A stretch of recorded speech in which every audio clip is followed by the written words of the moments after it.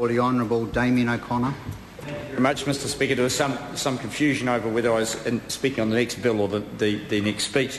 Mr Speaker, it is with much pleasure I rise to speak on this bill, and I have to say that it was one of the most worthwhile parts, I guess, of my associate health role working with Steve Chadwick, who was the sponsor of the bill, that came in and made huge progress to reduce smoking in this country, and that's effectively what it has done, to change the whole perception of smoking. Mr Speaker, it is pleasing to see that further progress has been made through the efforts of the Māori Party, we have to acknowledge, not through the National Party at all. We sat and listened in this House.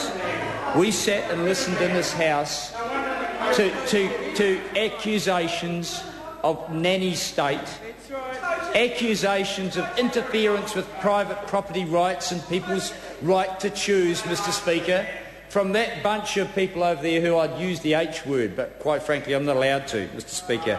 It sickens me to hear some of the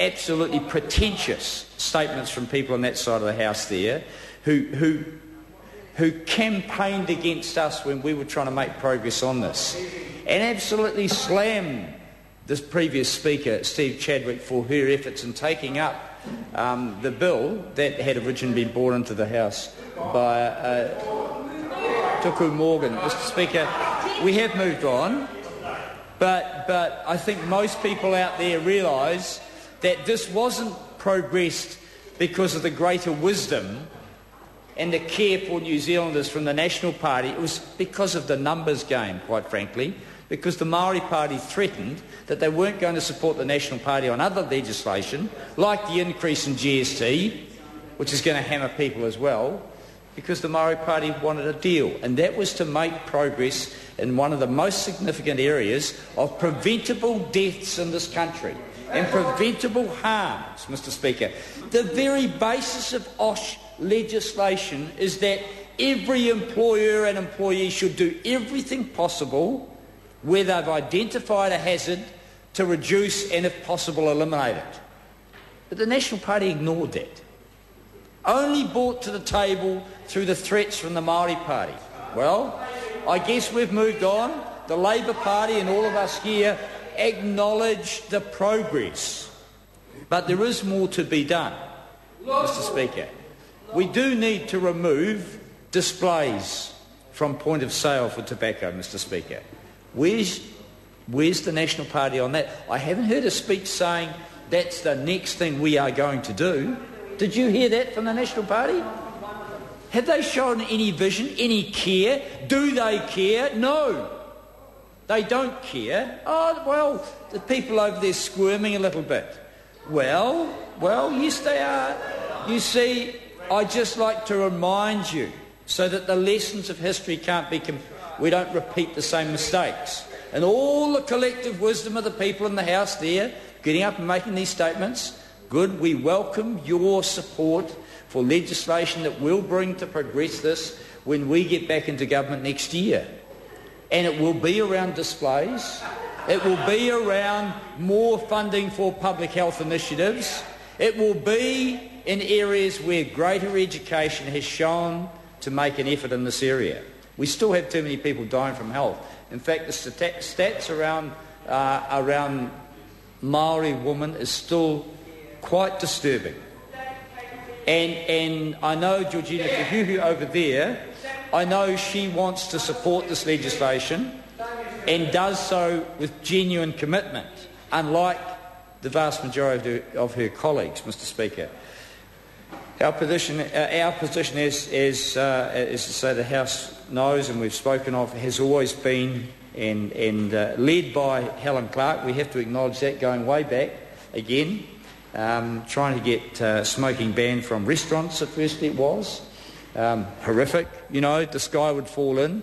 And then when we proposed it for bars, I have to say, and I've said to many people, one of the things that I consider a real win as a minister was to get the Hotel Association into my office assisting me to progress the legislation that banned smoking in bars.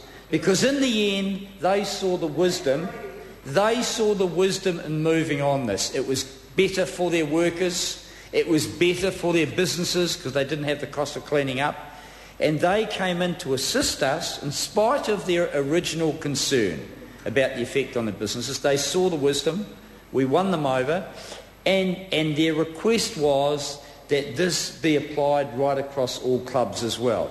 And we did do that. I think that was fair.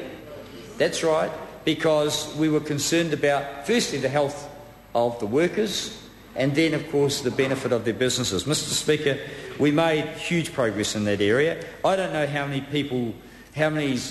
people's lives we have saved, but the simple facts are that if we can stop someone smoking, taking it up, or get them to give up, we extend their life. It's as simple as that. Every cigarette that you have will affect your health and reduce your life. And while there'll be some people who come along and say, oh, you know, I know someone who is 95 and smoking, well, that's right. They might have lived to 105 if they haven't. It's quite clear, the evidence is quite stark, and the reality is quite alarming. We still do allow it, and I know that Hone Harawira has sought a complete ban on cigarettes. The reality we know with marijuana, we've got a ban, it's illegal to smoke marijuana. We still have large numbers of people smoking marijuana. So a legal ban will not stop the problem, will not reduce the deaths and misery caused by tobacco. We have to improve the education, we have to change the culture, and I think we've almost got to the point where it is now socially unacceptable to smoke in front of someone else and blow your smoke over them. Mr. Speaker, well, that's right. There's the odd National Party person who tries to disprove that generally held view now. Thankfully, not too many of them. They do, some can learn, and I'm sure that he too will be voting for this legislation, which is great. Mr. Speaker, the issue of cutbacks in funding for education in the area of tobacco and harm reduction is a major concern. We would expect this government, if it's true to its word, if we're going to listen to all the wonderful speeches made in the House, short but nonetheless well-worded, if not well-meaning, well-worded, if we would like to see the Minister of Health, Tony Ryle, front up and reinstate some of the money that we had in place. No. That would be too much for Tony Ryle to come down here and speak in support of the bill. We cannot expect that level of the H word from that man. We cannot. Because he's been in this House time and time again railing against our initiatives to try and improve the health of New Zealanders. He in opposition on this side slammed us. And I guess we have to acknowledge at least he's got the decency not to come down here and be a total H on this issue, Mr. Speaker. I think there are a number of initiatives. The issue of nicotine replacement therapy and the other initiatives that there's still some debate about, I have to say. Smokeless cigarettes, whether you should be able to take chewing tobacco rather than smoking. Still are proposals put forward by people, well-intentioned, well-meaning people who want to cut down the use of cigarettes in this country. I'm afraid I'm one of those people who says, no, if you want to cut it, you just go cold turkey. You can give up cigarettes. I smoked cigarettes for 9 years. You can give it up. I'm not saying just because I did, but with the assistance that we currently have in place, nicotine replacement therapy, all the support, all the smart initiatives that we have, people can give up smoking. So those people who might be listening here tonight, have faith, believe in yourself, and know that when you do, you will be better off, your family will be better off, your children won't be inspired to take up cigarettes, and this country will be better off because we're going to save billions of dollars in health expenditure. And for that reason alone, I guess Tony Ryle should be down here supporting the bill. It's a shame he's not.